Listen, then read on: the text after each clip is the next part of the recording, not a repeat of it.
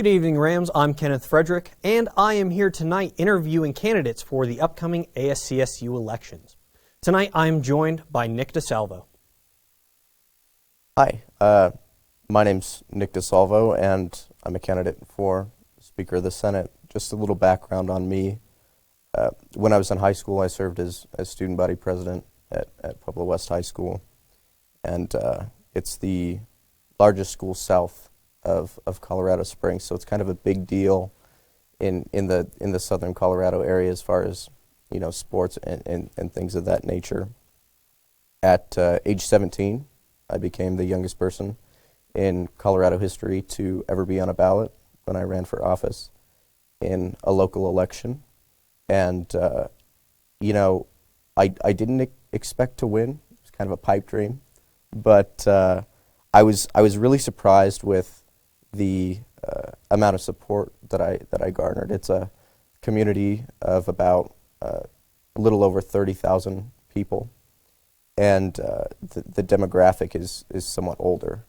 And so, you know, a 17-year-old, someone who couldn't vote for themselves on a ballot, you know, they're a little apprehensive. But I kind of learned to win over the hearts of voters and focus on voter engagement and really getting my message out there and focusing on the policy. And I think that's kind of prepped me for this. But I ended up, out of the 12 candidates, finishing in 6th place and being 400 votes away from actually winning. Of course, if I would have won, I wouldn't be here. But you know, there's a silver lining to every cloud, I suppose. I ended up, in fact, beating a candidate who served on my school board. So I always thought that was a little comical. And in addition to that, with that election, I became part of a group of about a dozen or less minors in U.S. history that have ever run for office. I'm a freshman political science student here with a minor in legal studies, and I wanted to get involved when I came here, just because of how involved I was in my community and in high school.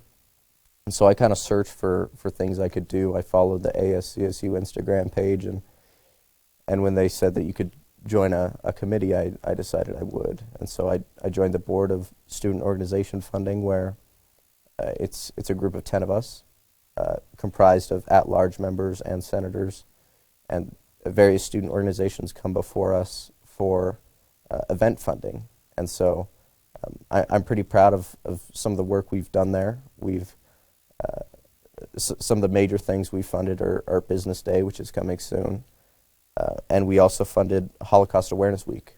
And so we got to hear the conversation from O.C. Sladek, which was I think really something important for the CSU community. Absolutely. You have a very impressive track record. Could you tell us a little bit about your campaign? Yeah.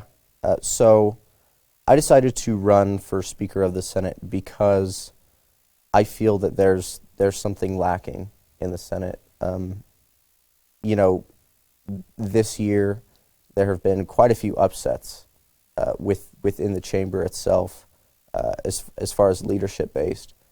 But you know, it would be disingenuous to say that there aren't issues within the Senate itself with the senators. I feel that it's far too politically motivated for a student organization, and there are some folks there who hold animus towards each other. And I understand that you can't get along with everyone. I wouldn't expect that, but I would expect civility.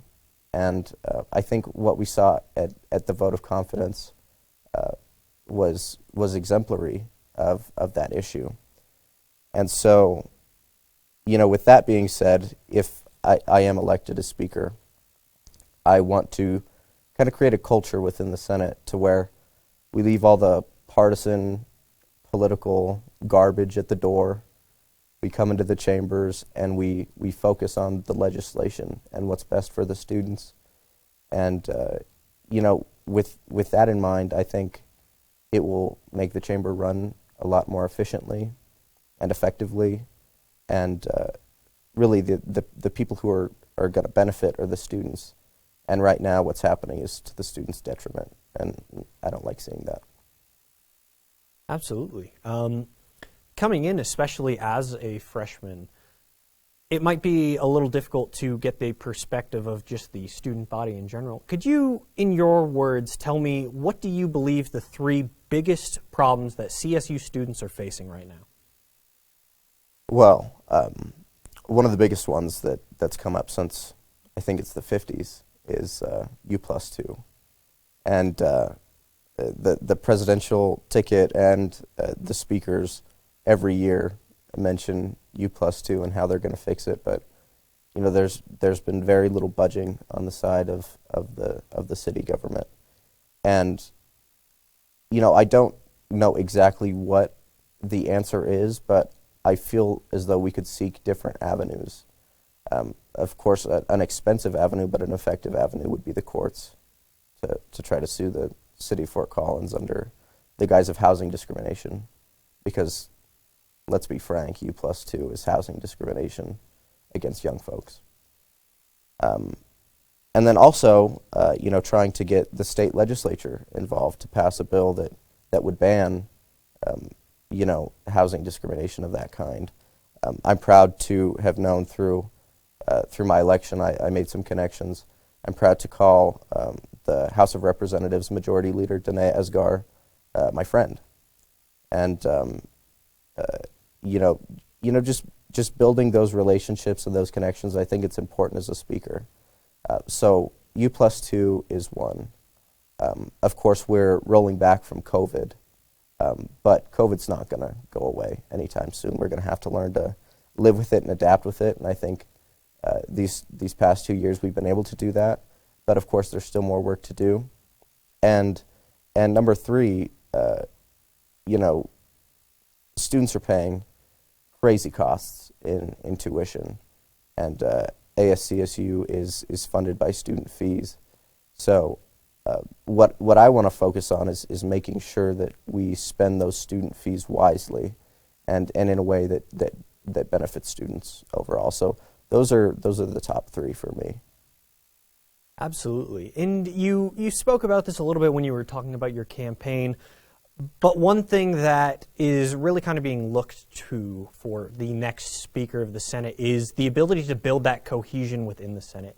Could you tell me a practice or a policy or maybe even just an idea of what you'll do to start working and continue building that cohesion? It's a great question. One of the pillars of my campaign is active listening. And I'm a firm believer in listening to understand rather than listening to respond. And I think what we see in politics is a lot of listening to respond, you know, getting that soundbite, getting your view out there without really comprehending what the other person is saying. And so with regard to that, I'm just going to listen. I'm just going to have real, genuine conversations with the senators, see where they're coming from, and of course let them know where I'm coming from and what I'm trying to do. But I think a lot of folks in the chamber recognize and realize, the serious ones know that there's an issue and it's got to be fixed, and hopefully I could kind of be the catalyst for fixing that. Amazing. I believe we have time for one more quick question. So if you were to become Speaker of the Senate, that is obviously putting you in charge of... Actually, I'm so sorry, Mr. DeSalvo. It seems like that is all the time that we have for tonight. But thank you so much for joining me. And if you are looking for Nick DeSalvo, he will be on the ballot next week as the ASCSU elections happen.